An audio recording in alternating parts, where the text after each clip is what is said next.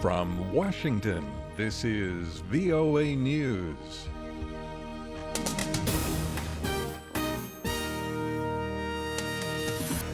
I'm David DeForest reporting at least one person has been killed in an attack Wednesday at Afghanistan's American University in Kabul. At least 25 people have been wounded.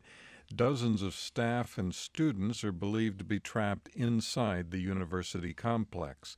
The attacks began around 6:30 p.m. local time and set off an hour of gunfire as security forces responded.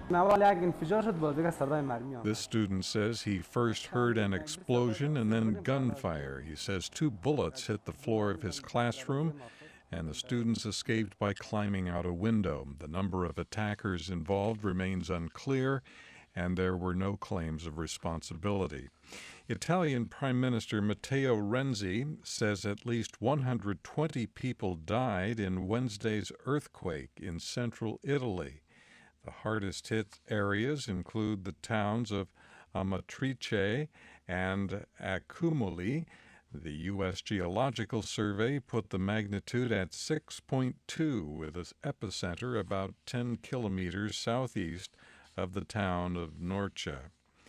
A strong earthquake shook north-central Myanmar Wednesday. At least 3 people were killed. The quake damaged about 60 ancient Buddhist pagodas.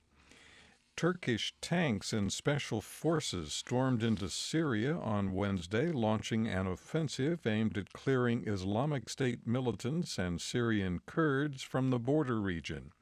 About 1,500 Syrian opposition fighters also joined the cross-border operation. Hours after heavy pre-dawn artillery attacks and a Turkish and U.S. aerial bombardment of Islamic State targets around the town of Jarablus, Turkey's state-run news agency reported the rebels had captured one IS-held village. A senior U.S. official says American military is providing forces with air cover, intelligence, and advisors. This is VOA News. U.S. Vice President Joe Biden says the White House is determined to listen to every scrap of evidence Turkey provides before deciding if it will extradite Muslim cleric Fethullah Gulen. Gulen lives in the U.S., and Turkey is demanding his immediate extradition, accusing him of organizing last month's failed military coup, a charge he denies.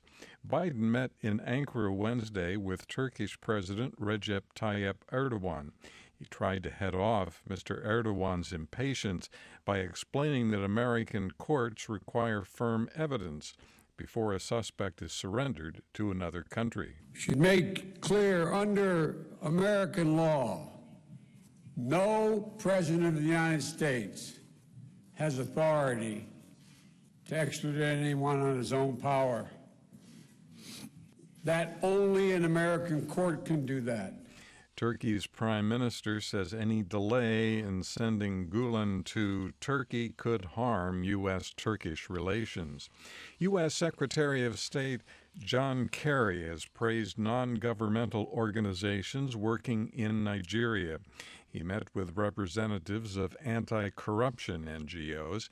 Anti-corruption groups in Nigeria have asked Kerry to help speed the return of billions of dollars looted from the country's treasury by local officials. They believe the looted money is in the United States or several European countries. Kerry told the group asset recovery is a lengthy, complicated process, but that the U.S. government has lawyers and accountants working on it.